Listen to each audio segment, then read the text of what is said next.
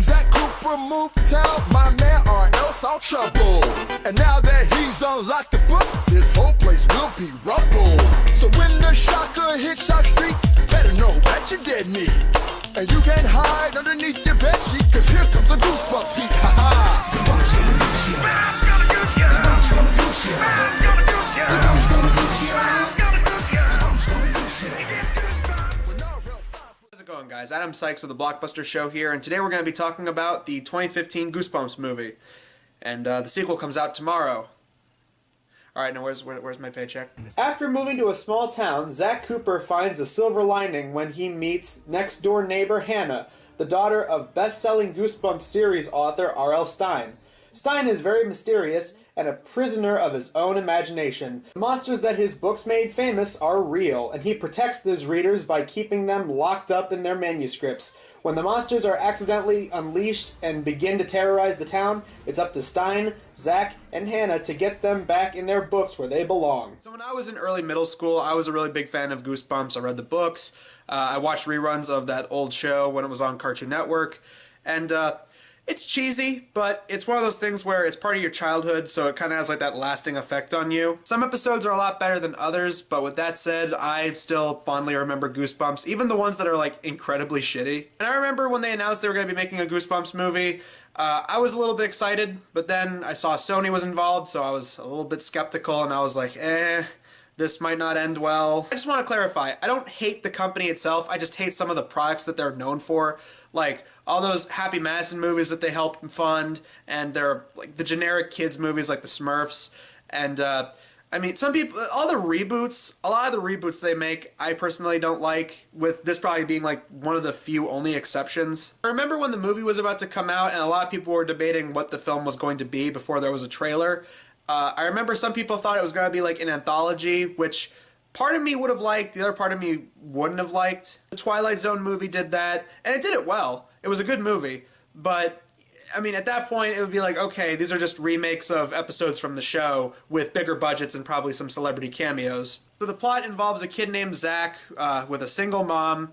His dad recently passed away, along with his aunts, played by, what's that actress's name? She was in some show called Eastbound and Down, which I sort of watched on and off again. The editor's note, put in whatever the actress was also in. It was like the sound of like a 30-year-old sprinkler finally going off for the first time. Okay. Oh yeah, she was in 22 Jump Street. Not that that's a bad thing, that's actually a good movie. I like 22 Jump Street. So Zach is having a hard time fitting in. His neighbor is an eccentric weirdo played by Jack Black. And he has this daughter that hits it off with Zach. They have this scene in this abandoned amusement park on a Ferris wheel, which is actually a plot point for later. So Zach goes to school and is embarrassed by the fact that his mom is the principal. And considering that this was a 2015 movie where she's trying to be hip with the kids by referencing twerking and getting crunk, he has all the right to be embarrassed by that. You guys remember back in 2015 when nobody was talking about crunk and nobody would unironically reference twerking? It's here where Zach befriends this kid named Champ, who, from the trailer, part of me thought I was not going to like that character because I'm really getting sick of like comedy relief in movies when they're done horribly, horribly wrong. But surprisingly enough, Champ is actually one of the funnier parts of the movie. He has these interactions with Jack Black a little bit later, which are actually really funny. Zach expects Jack Black's character to be doing something bad because he hears him and his daughter having a fight. So he calls the police, and okay, I feel like they were trying to do that thing that Killer Clowns was doing, which was like playing on the cliche, but this is a small town that is so small, it only has 2 officers on duty. Everything seems fine, but of course not everything is what it's cracked up to be, so later, during the night of the prom, Zach and Champ go into the basement, which is lined with bear traps, which comes in later. They sneak upstairs. The girl that Zach was worrying about is totally fine, and they come across these old book manuscripts for Goosebumps books, and well, they end up opening up one, which unleashes the Snowman of Pasadena. At first this seems like a big problem, but after Jack Black steps in and sucks him back into the book, everything's fine. And here's where we reveal that Jack Black is actually the writer of the Goosebumps books, RL Stine. But of course, not everything is going to be that easy, as another book ends up opening by itself, and this unleashes the best character in the movie, Slappy.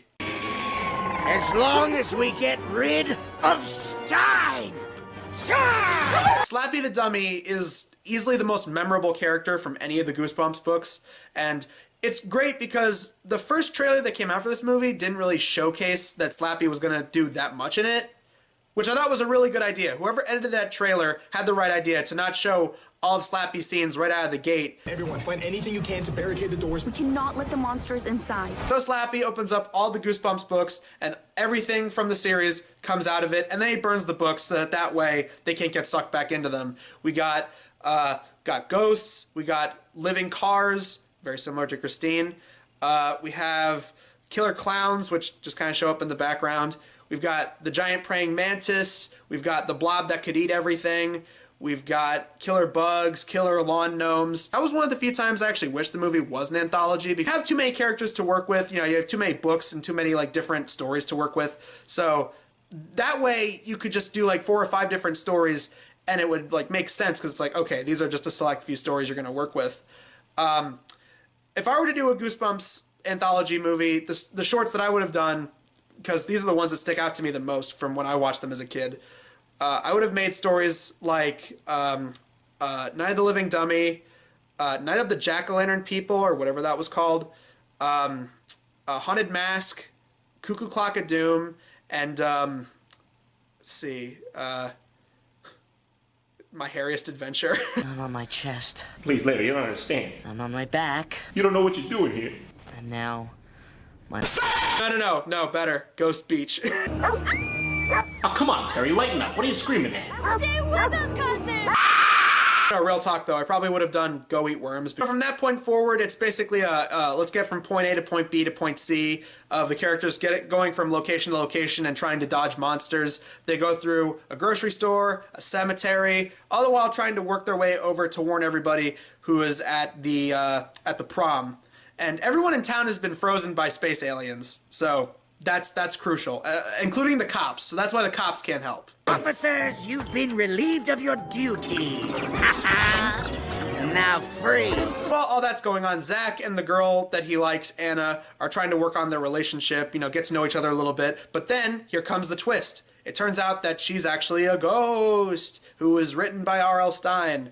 And that's actually one of the books as well, from what I can remember. So they eventually do get to the prom, and at first nobody believes them, but after a guy, at first I thought was killed by the giant praying mantis, but it turns out that you see him later in a body cast, so that way this movie could get the PG rating. Everyone from that point on basically arms themselves with weapons, and they're going to fight it back against the monsters until they come up with a good plan. What they gotta do is they gotta get R.L. Stine's old typewriter so that they could have him write one final story that has him suck all of his monsters and all of his creations back into the book, so that way they'll be gone for good.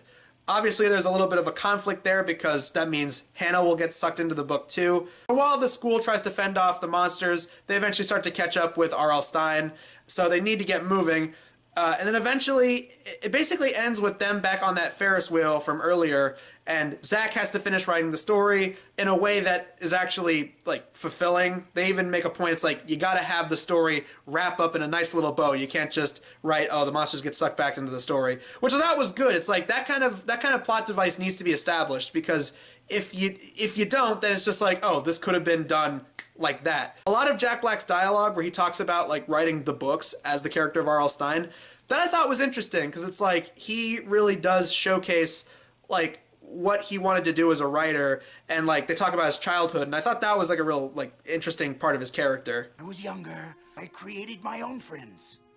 Monsters, demons, to terrorize my neighborhood and all the kids that made fun of me. And they became real to me. And then one day, they actually became real. My monsters literally leapt off the page. As long as the books remain locked, we're safe. But when they open, well, you've just seen what happens. So they end up finishing the book. All the monsters get sucked in, Jumanji style, which, oh my god, I just realized Sony's also the ones that did that Jumanji reboot. Oh god. So the day is saved, but Zach is still bummed out that he's not going to see Hannah again.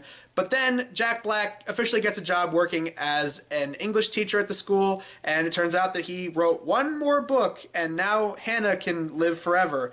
because once Hannah's unleashed from her book, he then burns it, so that way she can be in the human world with everybody forever now.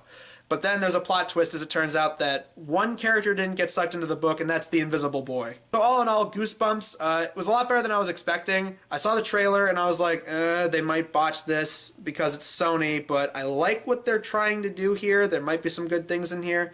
And surprisingly enough, there wasn't a lot of stuff that bothered me. There's a couple of things that are like predictable, like plot points, and some of the jokes are hit or miss. But all in all, the characters I thought were engaging. I thought the dialogue was funny. I thought that the set pieces and all the little references and callbacks to the books was neat. This is one of those rare like nostalgia trip movies that I actually enjoyed because it was something from my childhood that I grew up with. And I thought it was actually a good call with what they did because this is just me. I'm starting to get a little bit like sick of like these nostalgia trip movies, like all the reboots and all the remakes that are just like, hey, look, it's this thing from your childhood. I'm getting really bored with that. But with that said, this was actually a fun little treat that was better than what I was expecting. It's not a great movie, but that seems to be like the par for the core of Blockbusters, where it's like we look at movies and like the best or the better movies that we look at, they're not perfect, but they're enjoyable. Like, I'd put this on par with the 2000s Grinch movie and Good Burger and stuff like that. It's like, they're not great movies, but I'd recommend them because I think they're decent, especially considered to all the other shit that we look at for this show. So thank you guys for checking out this episode of The Blockbuster Show. I'm Adam Sykes.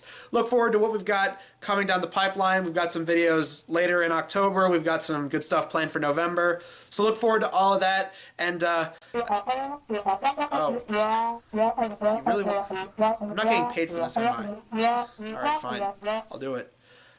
Don't forget to check out Goosebumps 2 when it comes out tomorrow. Alright, Sony, where's that check? I want that check, Sony. Come on.